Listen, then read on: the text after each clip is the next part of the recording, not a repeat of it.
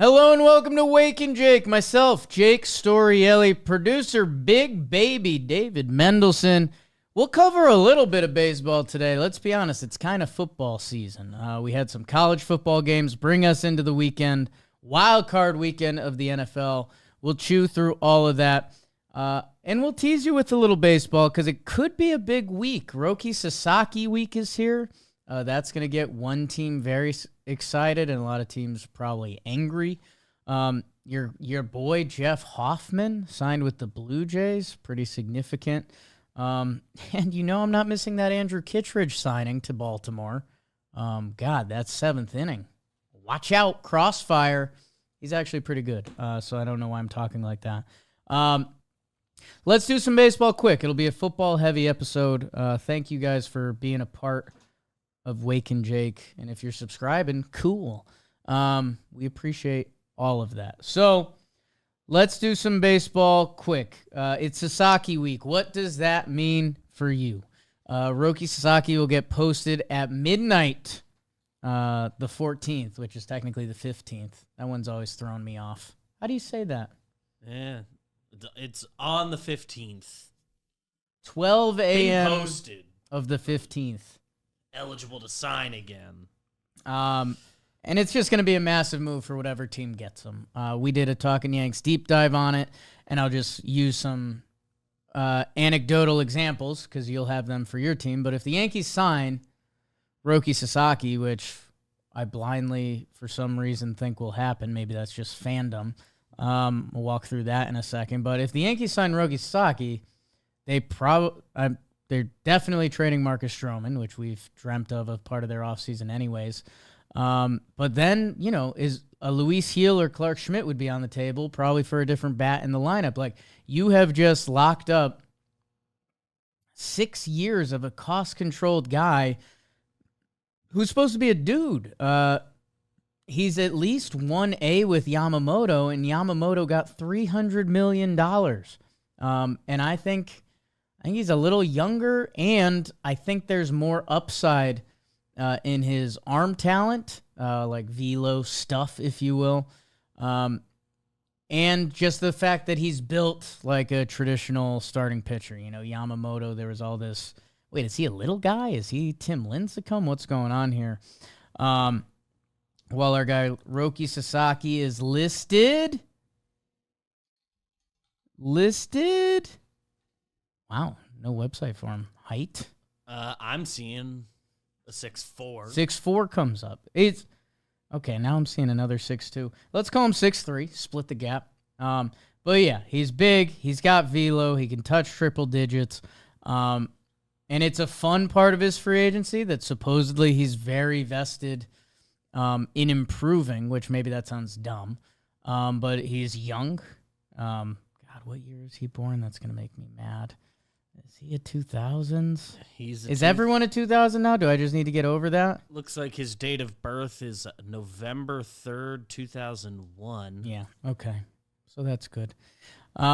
He's 23 years old. So he's doing it the Ohtani route. If you remember, Ohtani, he's basically getting international signing pool money, probably around $7 million. And then he's essentially a rookie with options. So you'll have him throughout his ARB years, his pre-ARB years, and again, has similar to Yamamoto, who had a 3 flat ERA. If you only saw his first start of the year, I'm sorry for you last year. But it was like one of the first games of the year, so I kind of get it. We were at the airport. Yeah, weird, Korea game. Yamamoto was great last year. Go check out the numbers. Anyways, this guy is a game changer. If you're into the nerdy side of baseball and how you're building a team and how you're spending your money, he's a massive asset. There's an argument he's the most valuable asset in free agency. We could do that another day if we wanted to. So yeah, you could be getting a top of the rotation starter for the next chunk of years for the price of essentially on the house. And you're probably going to reallocate other assets to improve your team. So it seems like it's the Dodgers because everything seems like it's the Dodgers. It's the Dodgers until it's not. There's interesting arguments on both sides with the Dodgers. Would you want to be with two other stars of Japan, with Shohei, who's the star of the world, and Yamamoto?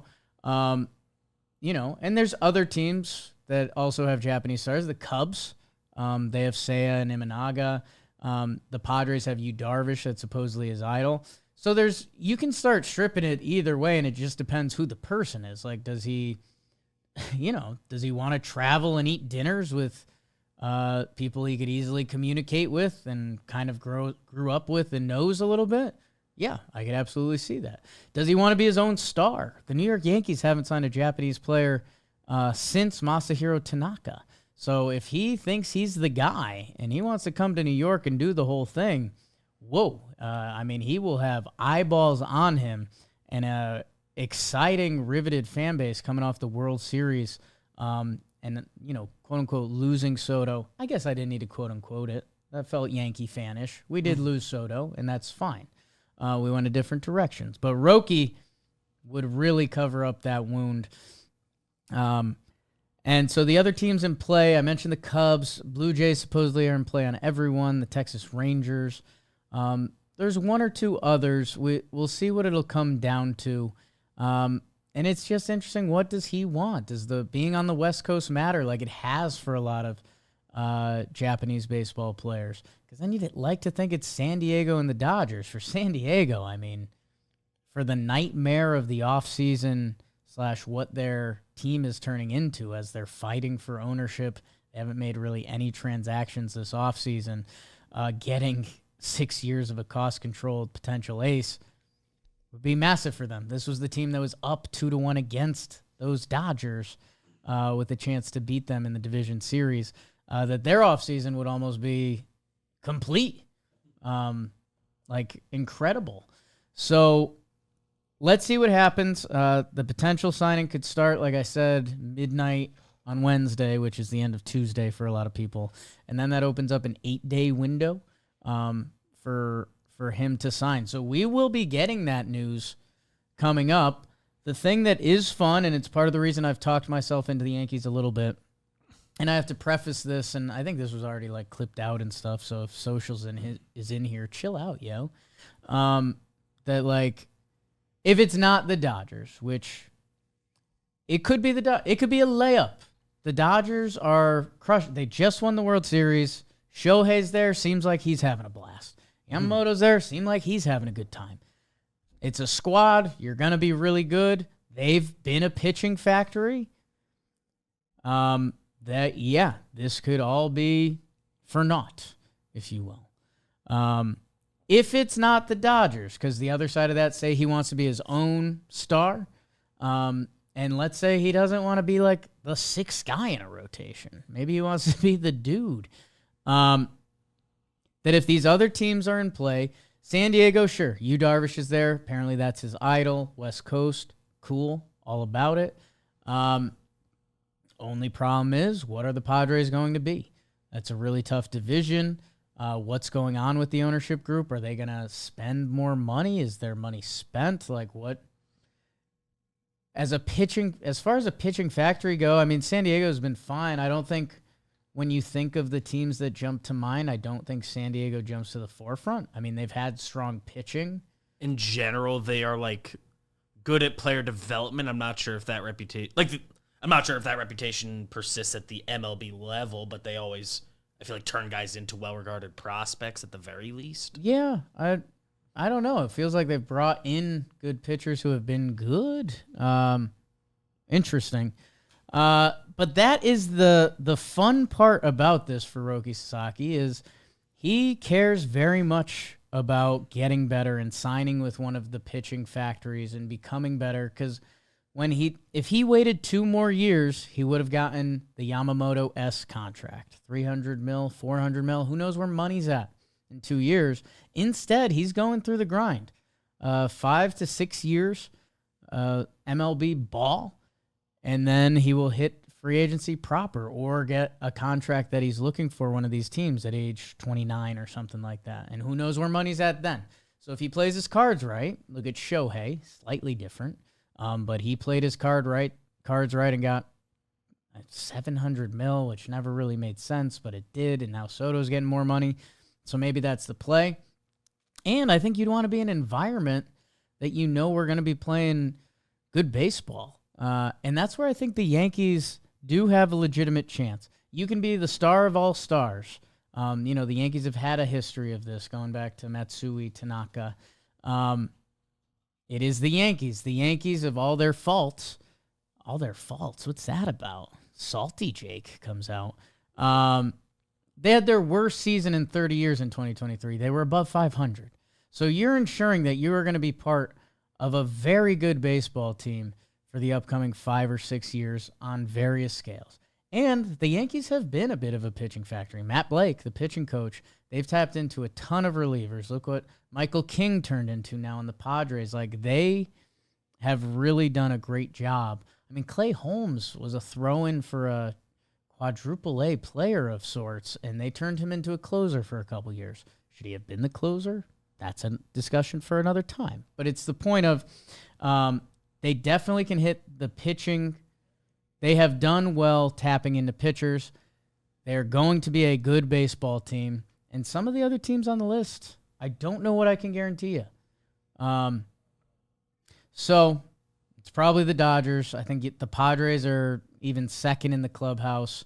But I think the Yankees are there. And then, like, Cubs, hey, maybe this is their ace in the hole. Maybe his boys with Imanaga and Suzuki. He's heard great things about Chicago in the summertime. Who hasn't? It's going to significantly impact the team, not only because are you getting probably 150, 160 innings of a potential star pitcher, but you're also going to be able to reallocate other assets into improving your team. We're going to be getting news on that in the upcoming week. It's going to significantly change the outlook for one baseball team. And if you remember Sugano, who signed, he hit it off with the Orioles. No connections to Baltimore. I don't know how he felt about the city going in. Maybe he's a Ravens guy. Maybe he likes Derrick Henry. He didn't say that. He said he hit it off with their pitching crew, like their pitching department. So we could see one of those come out of the woodwork that maybe he wants to be at a stadium that fits his pitching style the best. The right coaches, the right teammates. It's going to be exciting, and it is one of the more impactful moves of this free agency. So that'll drop this week. The other one, like I mentioned, Jeff Hoffman signed with the Blue Jays.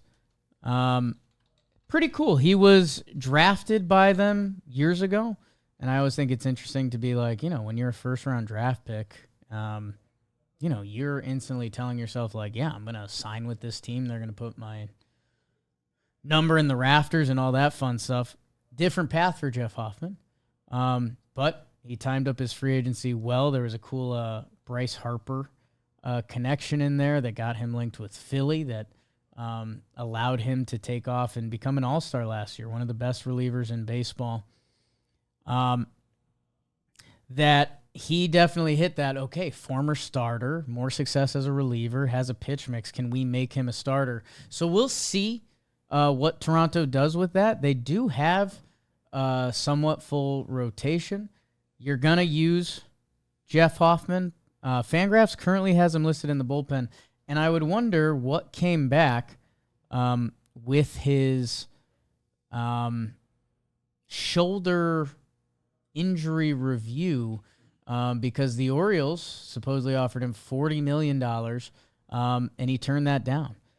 And they have a little bit of a history of that. Dalton was running hot in the streets this morning, talking about how they've turned down over the years. Let's see, I just had the list. Jair Jurgens, Of course. in 2013, Grant Balfour, Tyler Colvin, Bronson Arroyo, Giovanni Gallardo. I mean, a lot of those are close to a decade old, so I wouldn't say it's a trend. But yeah, he gets 3 years for 33. He was hoping to get around 3 for 38. That's what Clay Holmes got, as the Mets are going to try to convert him while also using him in the bullpen, similar to Jordan Hicks the previous year.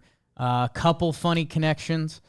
Jeff Hoffman got the same exact contract as Robert Stevenson got a couple years ago. They were traded for each other at one point. And Jeff Hoffman and Jordan Romano changed teams in similar deals. So the former closer of the Blue Jays goes over to Philly. The reliever for the Phillies goes over to Toronto. They get a move in. And for Baltimore, it's interesting to know they think they need more pitching. And again, how are they going to use Jeff Hoffman in a swing role, maybe start the year and end up in the bullpen? Instead, they audible to Andrew Kittredge, former Rays reliever, pitched really well for St. Louis last year. He got a real contract to pitch for them. 10 mil? 9 mil?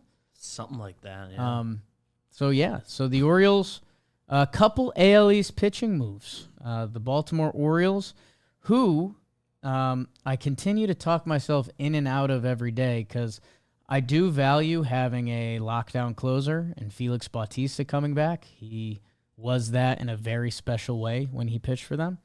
Now with Kittredge, they added the Philly guys, Sir Anthony Dominguez, Gregory Soto. Yenier Cano is in there. Keegan Aiken had a good year. The Orioles have a nice bullpen. They have enough starting options that something should be figured out there that all this excitement over the Boston Red Sox, I think Orioles excitement is going to pick up. Let's see what happens with Santander in free agency.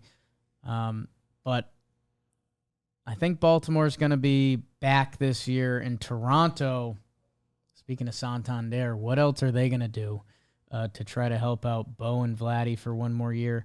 Again, you can partially talk yourself into their rotation. You could partially talk yourself into their bullpen.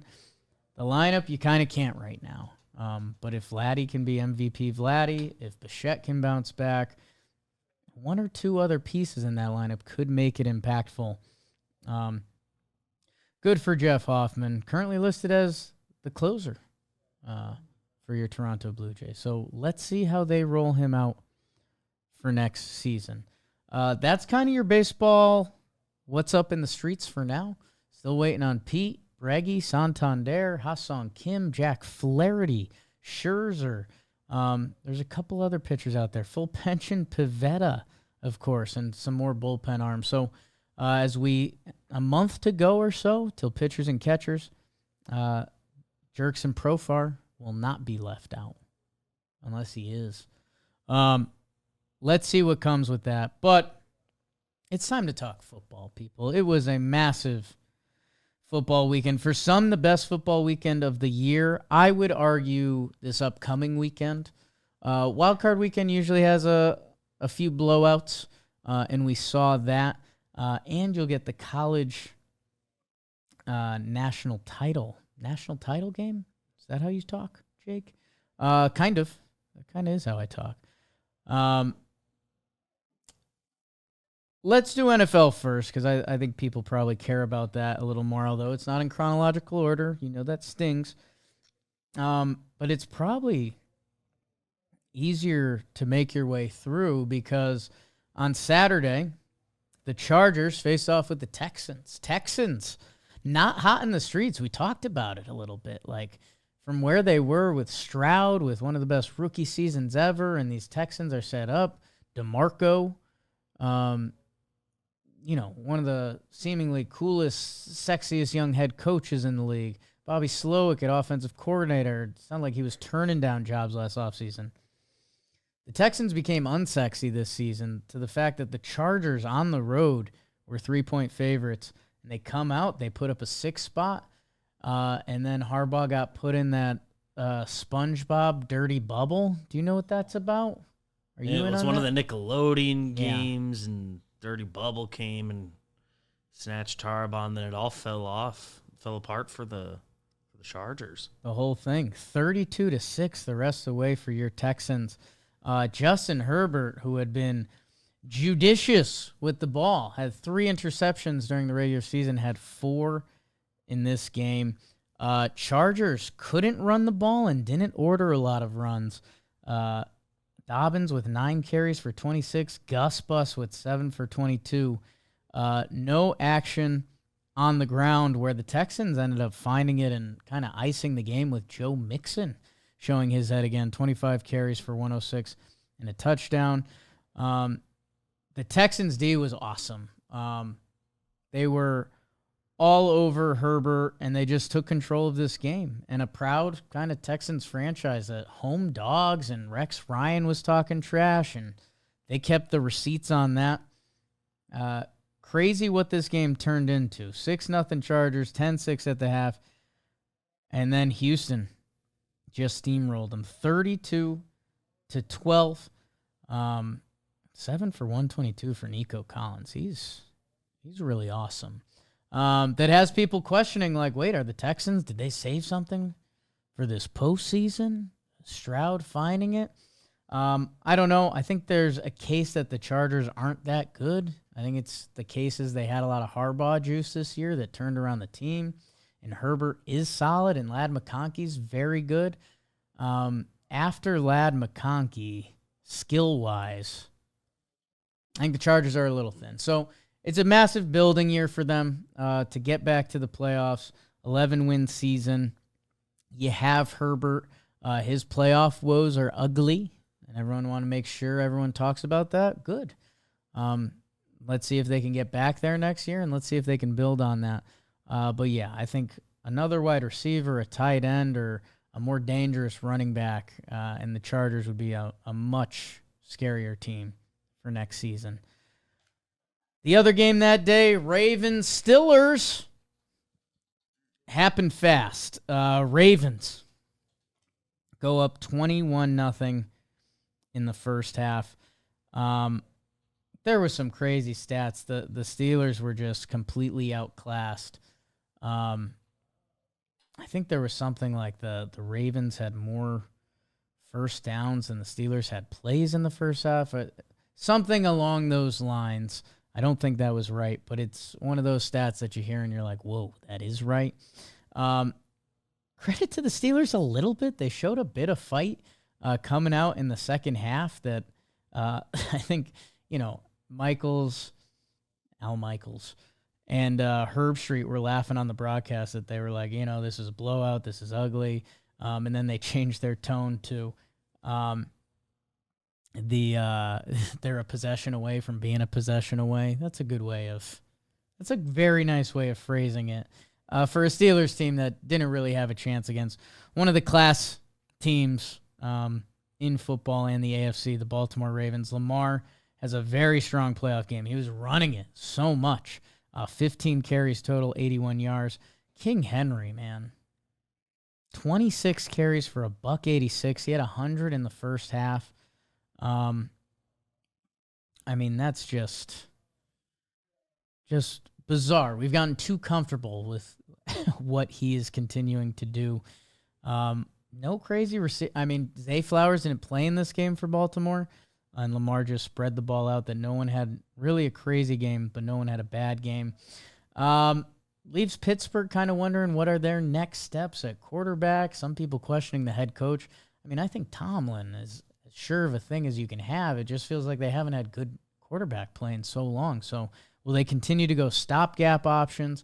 Will someone come available that can be more of a solution, whether in the draft or Darnold or something like that? We will see. And Baltimore goes on to play the game of next weekend that we'll talk about in a second. So that was Saturday. It was pretty disappointing, to see Ravens Steelers land at 28-14. That's not what that game was. It was 21-0. And the first game didn't really have the juice either. That led us to Saturday and my Denver Broncos. Put on my Terrell Davis jersey. Little big on me. Audible to my Brian Greasy jersey. Fits pretty well. / a little uncomfortable. If I had children's football pads on, I think it would look great. Not going to wear a lot of those. There's a Tebow jersey too, but that's holidays. And here come the Denver Broncos. Sean Payton coaching him up. First drive, what did he see? Troy Franklin, the first ever rookie-to-rookie playoff touchdown in NFL history. How do you like that? As Bo Nix hits him for the deep ball. It's 7-0 Broncos. Get ready for a fight, Buffalo. This was all the pregame shows. Hey, the Broncos could. It's Sean Payton. Bo Nix has been playing better. The Broncos defense, the most sacks in the league. Like, you're coming up with an upset formula, playing defense, getting in the quarterback's face. That was it. That was all. The Bills going to score the next 31 points. James Cook has been awesome for them out of the backfield. I think they're starting to call him Jimbo. We can audible to that if we need to. 120 yards and a touchdown. Curtis Samuel felt like he killed my fantasy teams for 2 seasons, but he has the longest touchdown of the weekend. Shakir with a really solid game. Starting to like him a lot. He's going to probably ruin some fantasy teams next year for me. That's rude. He could be great. But yeah, they spread the ball around. Josh Allen running for it when they needed it. And again, I think the problem with Wild Card Weekend, especially now that there's only 2 teams that get a bye, is that let's say there's 5 elite teams in a given NFL season. Okay, so 2 of them have a bye. That means 3 of those teams are going to be playing Wild Card Weekend. Round numbers all around here. The Broncos are just in a different class. The Broncos are nice. They won games that I didn't think they'd win this year, but the majority of their games are against ugly teams. Broncos wins. I'll go down the line. Buccaneers, week 3, so we're going back. Then it's Jets, Raiders, Saints, Panthers, Falcons, Raiders, Browns, Colts. And then they beat the Chiefs, who didn't play their players. So the Broncos, it's a weird thing with the NFL and finding that middle area. The only playoff team the Broncos beat were the Buccaneers in week 3. Yes, they beat the Chiefs. They didn't play their starters. So from where the Broncos were, from benching Russ to make sure he doesn't hit part of his contract goals, to where they are now, it's a massive turnaround. Excited for some Bronco football next year. Bo Nix seems like the responsive military man that Sean Payton needs, and it's going to be interesting to see where they take this team. So that was the start. Obviously, was looking for a little more fight out of the Horsies, but not shocked at the results. What was, I think people were hoping was the game of the weekend was Packers-Eagles. And Eagles come out, and they play some Eagle football. They go up 10-0 in the first. Jahan Dotson with the first TD. A couple tough first TD scores this weekend, if that's your lane, on the DraftKings Sportsbook. And then they get a shorty field goal. Looked like they were going to punch it in again, but it's 10-0. And then the game just felt so ugly. No scoring in the second quarter, but the Eagles were dominating the game. They were talking about it on the broadcast. They were saying it felt like the Eagles should be up like 73-0. Little harsh. But they were in control.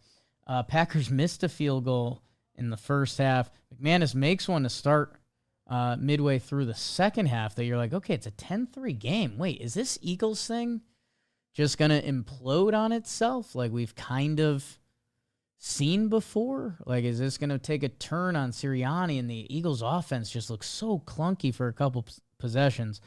No. Dallas Goedert with a man touchdown. Just did a short on it that might be out before or after you're watching this. Truck stick, double stiff arm.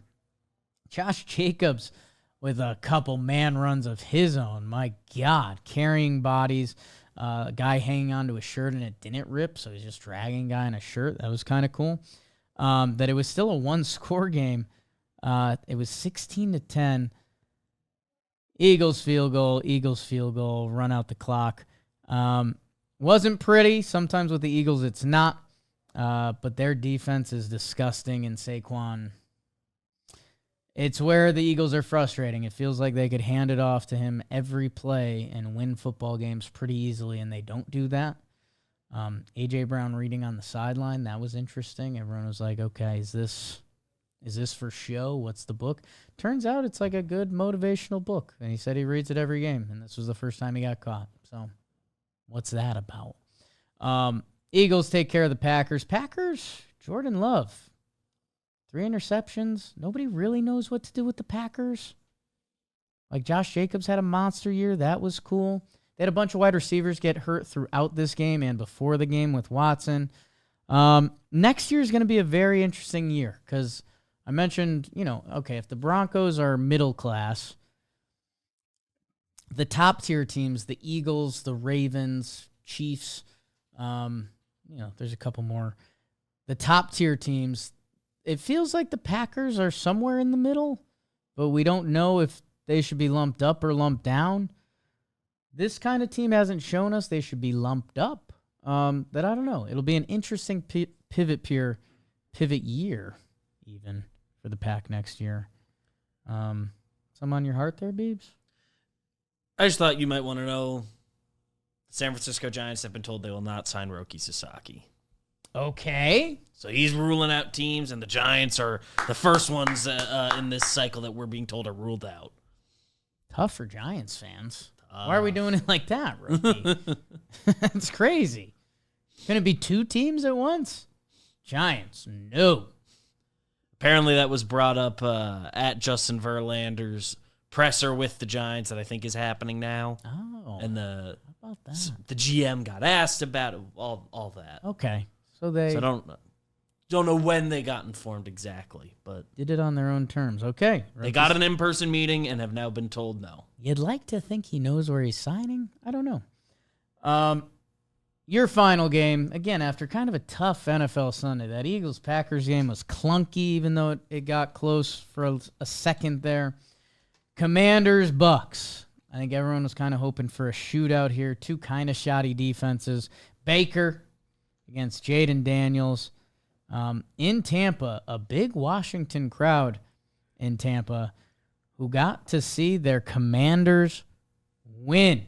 Jaden Daniels doing things a rookie has never done before. He ends up with 2 touchdown passes, 24 of 35. He also had the most carries and rushing yards on the team, first rookie to lead in passing and rushing in a game. The rushing numbers aren't impressive, but he did get the big 4th down to ice the game when they needed it. And yeah, this was playoff football. There was something like it felt like the big plays weren't going to happen. It felt like the stars were doing it in moments. Mike Evans when they needed a big play. Bucky was starting to kick into gear in that second half. Scary Terry McLaurin with a couple big plays. But the one that's going to haunt Bucs fans for a while, they got a little cheeky trying to do a wide receiver end-around play that the timing was just off on. Football bumps into the wide receiver, McMillan. Ball's out. Washington jumps on it. If you are a baseball person listening to this, you're not sure what to do with football. If you're a football person, Jaden Daniels, man, it was awesome to watch him play at LSU, and that's what roped him in. There was a couple interviews that roped me into. Also just his general running style. Finding out a little bit about the guy, you're like, yeah, seems like a cool dude, whatever. He's the man. He, before the big 3rd down to ice the game, they brought in Marcus Mariota to do a trick play hard count. And Jaden Daniels is at running back. So the star quarterback, he goes in motion from the running back position. And Mariota, and they don't draw him off sides. They call timeout. And Jaden Daniels, there's a cut of him laughing with the Bucs D-line. Like, he's just giggling, and it's not... Okay, so Baker on the other side has had moments where people think it's a little over the top.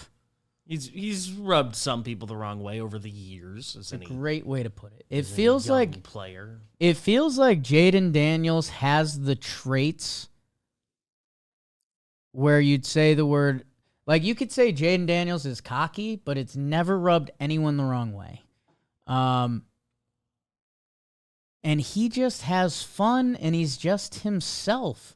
That on that final 3rd down that they ended up picking up after the Mariota fake snap count, he stiff arms a 280-pound defensive lineman, Clancy, who was having an awesome game, and he does it with ease. And his blood pressure never rises. It always seems like he does the right thing. In his post-game interview, Bobby Wagner, who's a Hall of Famer, Seattle, those Seattle defenses, like Bobby Wagner. He's going into the Hall. He's now playing for Washington, and he's been huge for them on defense. Like arguably a legend of the game.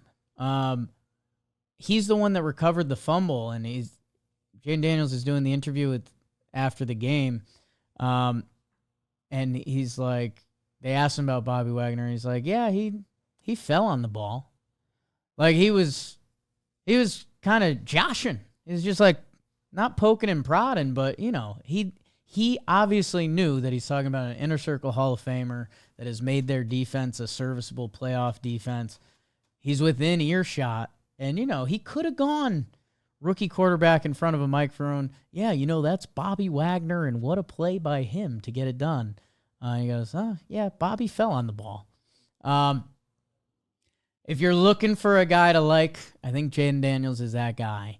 The way he plays, who he is off the field, personality, he's all of it. So that's why the DMV, Washington area, is so excited about him. They get the win, and that sets up. Well, there's a game tonight, Minnesota-LA.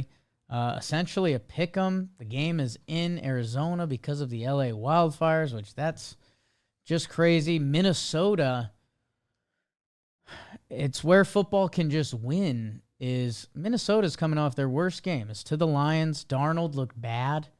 And it's like, okay, so is this how the Darnold fairy tale ends? Like, could you not see tomorrow morning? It's like, damn, Darnold and the Vikings ran out of steam. They're playing an LA team that's playing with a little more of an edge. Their young D-line has picked it up. They've got both their receivers. They've played better when those guys have been out there, and LA gets it done. Maybe they're playing for LA a little bit, which is crazy, and you don't want to tie stuff like that with sports, but it does. Or could you see the Vikings where motivation kicks in, and it's like, hey, they got beat up by the Lions going into their playoff game. That gave tall, handsome coach Kevin O'Connell a week to coach him up, coach him hard, and make the right game plan. You could absolutely see both of those happening. So another one that I think if you laid out the slate for this playoff weekend, you would have said that probably has a top 2 or 3 chance, Minnesota and the Rams, of having one of the best games of the weekend. So hopefully we get that tonight, and we'll be able to tee it up more, but the winner of that game will go on to face Philadelphia, which either of those fan bases will have a little bit of hope. More so the Vikings, I think, if they win, but not if the Rams win and Stafford looks good and McVay in LA. Like, you'll be able to talk yourself into either of those teams. Otherwise, on Saturday, a tradition unlike any other, Houston will play Kansas City. Yeah, Kansas City, 24 days off going into that game. Yeah, pretty wild. Andy Reid and it's just going to be interesting on that one. Like, are they going to be fully prepped and in playoff mode? This is a team that waited for the postseason. They did it last year to us. That's the Saturday game. On Sunday, Baltimore and Buffalo. Those are two. It's everything you want. Those are two Super Bowl teams with MVP candidates. Like, that has a chance to be the game of the year before even teeing up the next weekend's games or the Super Bowl. And Washington goes to Detroit, which I hope that's fun. Detroit should roll them. They're dominant. Their defense looks like they're getting healthy, and they just did that to Minnesota. Jaden's got a little bit of the magic sauce. And don't be surprised if that game turns out being very fun. A playoff shootout of sorts that puts Jaden fully kind of on the national stage. So that was your NFL weekend. I'm trying to get you guys college football, because the last time we spoke, those games were still yet to happen. And it led us into the weekend, which, if you are a football head, you had yourself a good weekend. Notre Dame, Penn State. Wow. This is why people talk about stuff right when it happens, because this game does feel forever ago. This was Thursday. Wow. Yeah. Notre Dame versus Penn State. Penn State came out, and they felt like the better team, and they were starting to get it going on the lines, and they were getting pretty dominant. They get a field goal, a 14-play drive, 20-yard field goal, so they come up a little short there. Then they run it in 15 plays, 90 yards, and it's like, oh, man, they are dominating the ball. The Notre Dame defense looks tired. They haven't been able to drum up anything on offense. Notre Dame gets the field goal before the half. Jeter, we like that. Notre Dame comes out of the half, and they look like a different squad. They get the touchdown to tie it. 10-10. They get the touchdown to take the lead. It's 17-10. Both running backs. I think there was NFL running backs on the field for this game with Jeremiah Love, Nicholas Singleton, Katron Allen, even I think Aeneas Williams. I believe he's a true freshman in a couple years. The big tight end Tyler Warren out there doing his damnedest to make plays. You will see him a lot on NFL Sundays. The problem might have been you won't see a lot of Penn State wide receivers on NFL Sundays. No catches from Penn State wide receivers was the going away kind of hot take from this one. Notre Dame, they scored a touchdown after two Nick Singleton rushing touchdowns in the fourth. Great house. Defender slipped and fell, 54-yard touchdown pass, 24-24. This was a fun college football game, man. It felt like Penn State might have just been the better team in Big Ten and all of that jazz, and then Notre Dame fought back, and there's kind of contrasting styles of play. It's everything you want in a college football game. And then, unfortunately for Penn State fans, Drew Aller with an interception that'll be remembered in Happy Valley for a long time. They have the ball. They're in an area of the field you just can't make the mistake. And he goes through his progressions, and he's late on it, and it just felt like it was happening in slow motion. Interception, gives Notre Dame the ball back, gives Jeter another kick at it, and they win that game. Awesome for college football. I've gone on a couple rants to people like, I don't believe sports are fake because it's my whole existence, but there's 10% of me that's like, maybe stuff gets rigged and maybe this is all AI or something. Notre Dame, Penn State, to have that kind of game in this new college playoff format, which, a reminder, is a whole tie into the playoff format. I know college football had some duds, but this game was great, and these two teams would not have linked up previously, so that's a win. And, I mean, just getting the Notre Dame fan base for college football, huge. So that led into Friday night, thinking that we just might. Ohio State versus Texas. Texas forever, my friend. And again, Ohio State has turned into the heavy favorite in the gambling world and in this world.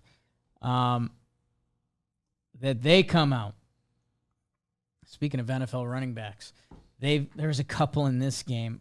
Judkins, he gets the first touchdown in the first quarter. And again, like, Texas is in survival mode. It's like you're watching Ohio State, and they clearly feel like the better team. They get a penalty on their next drive, and it ends up being the theme of their next few drives. They constantly were setting themselves back, 2nd and 24, 2nd and 20. That Texas, they put a drive together right before the half. Nice wheel route touchdown pass to Jaden Blue. Fun name. That Texas ties it up at 7 going into the half. There's 29 seconds left. In college football with timeouts in the first down, that's a lot of times that if Ohio State and their wide receivers can put a couple passes together, that you could get a field goal look, right? Texas sends the blitz with everyone else in deep coverage. And Ohio State draws up a screenplay that'll be remembered in Columbus for a long time. Travion Henderson, 75 yards. Texas, that felt like they survived. They survived. They were going to go into halftime tied with this team. That they didn't really have ground to stand on early on, but then they were finding it. Like, their defense was playing better. I know the Ohio State penalties were happening, but penalties happened when the other team is also making plays. That's how you get holding penalties. That screen pass, it felt like it was over, and it still wasn't. Texas in the third quarter, another touchdown pass to Jaden Blue. It's 14's up. Ohio State. They answer 13 plays, 88 yards, finishes with a Judkins touchdown, 21-14. Texas, they get it back. They're driving. They're at the 1-yard line. And that was an uh-oh for a lot of people. Ohio State's D-line, defense as a whole, has been incredible on goal line stands. And they do it again. Texas gets caught trying to do kind of a, not a trick play, but an outside reverse run of sorts, clipped up, and they lose yards on it. They're backed up. It's now 4th down. And this is where college football wins, that all sports do not have. Jack Sawyer, looking like a first-round pick, outside linebacker, defensive end for Ohio State. He's from Columbus. He grew up idolizing Ohio State and everything it's supposed to represent.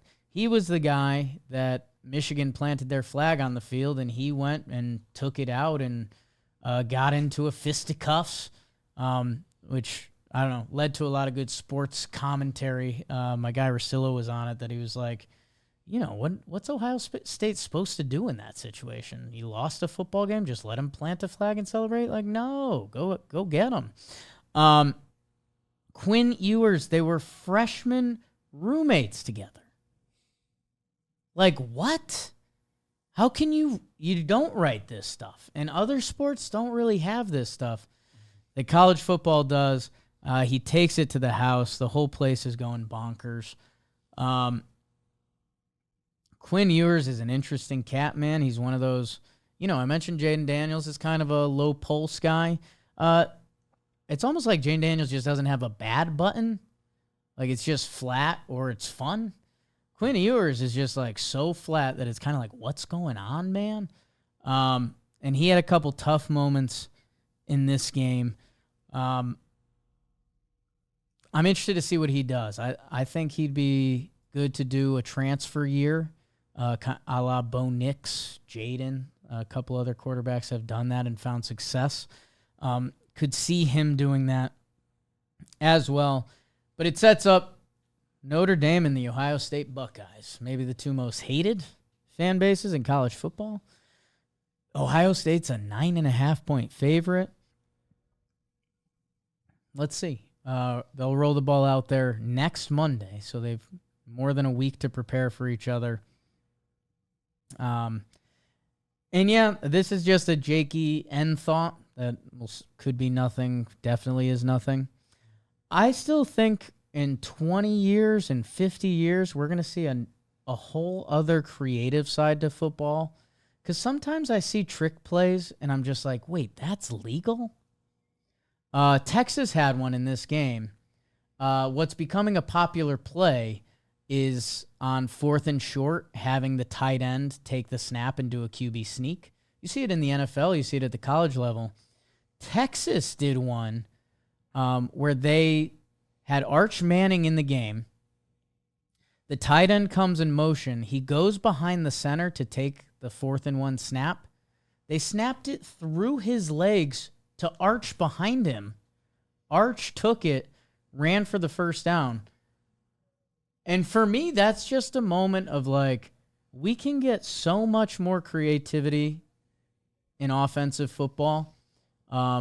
Sometimes there's trick plays when you see like, okay, the interior lineman can go out for the pass, but the outside lineman couldn't because of how they're aligned. And it's like, I think there's going to be a kooky high school coach that starts pressing more of those buttons, and you're going to start seeing more of that.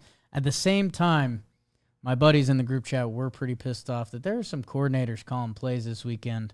The Buccaneers kind of end around play. That one kind of ended their season. They were kind of in control of that game. That you got to be careful when you push that button and how you execute. And it's why a lot of football guys say, no, we're not doing that crap. Put the heavy boys in front. Let's run it behind them and yeehaw. And there's probably a reason they do that. And there's probably a reason I'm not a football coach. But there will be more creativity coming. I see that. So that's your football weekend. So a little Roki at the start, a live Roki update.